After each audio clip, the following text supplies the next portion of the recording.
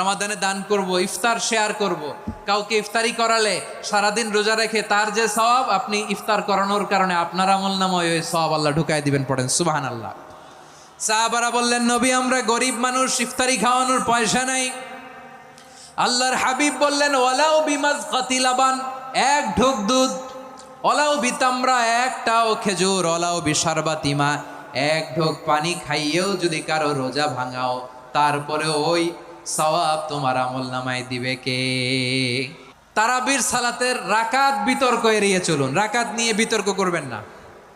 8 রাকাত 20 রাকাত নিয়ে যে মারামারি এই দেশে, এটা শয়তানের ফন্দি।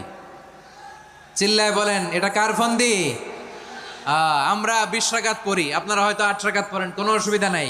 এই রমাদানে আমাদের কি করণীয়, কি বর্জনীয়? সংক্ষেপে 7টা করণীয় 7 মিনিটে, 7টা বর্জনীয় 7 মিনিটে বলে আমরা বিদায় নিব ইনশাআল্লাহ। বলেন, রমাদান